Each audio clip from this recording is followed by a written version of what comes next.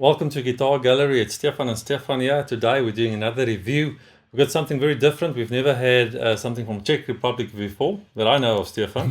No, neither do I. Except if some of the other luthiers are importing parts from Czech Republic, I'm not sure. But we've got a Furch. It's a D34 SR. I mean, if you look at it, it reminds you of your typical dread. It's obviously beautifully made.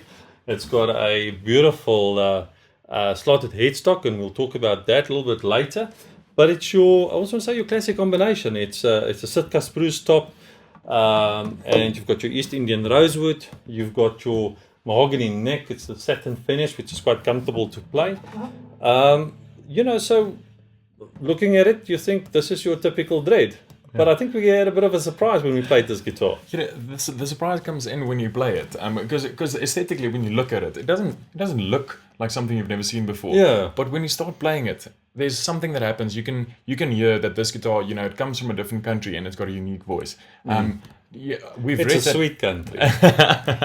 So when it comes to the effect of the slotted headstock on the sound, we've read before that it can contribute a more open and airy voice to the guitar. But what does that mean practically?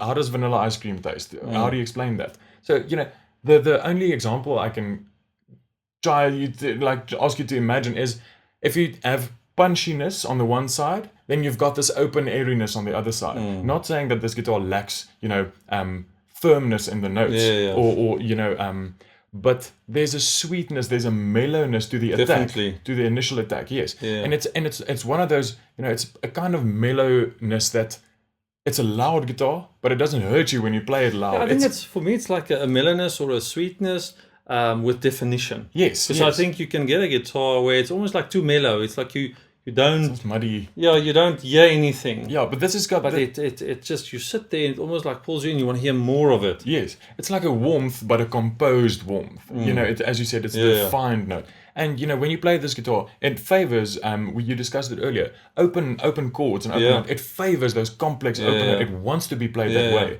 And we've played it with a flat pick strumming and picking. We've played it with our bare fingers, and it responds super well.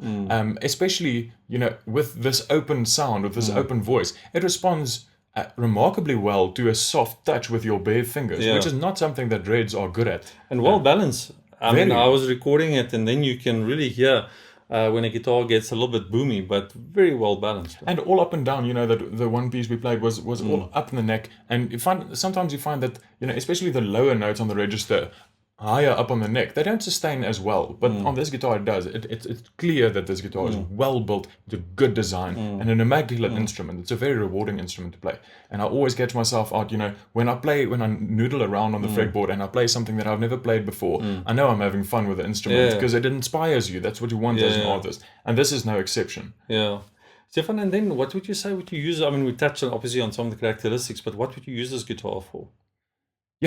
This guitar is because it's not in terms of spec and appointment. It's not something that we haven't seen before. But do not throw away the uniqueness of this guitar's voice, because it's not. You can name any 5 dreads that you might think of now.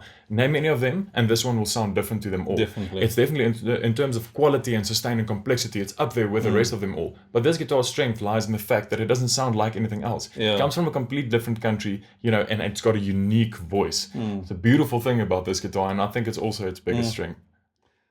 So we've tried to explain to you what this guitar is all about, but the best is for you to actually come here and experience it for yourself, because you have to feel it, smell it, hug it, and strum it, as we always say.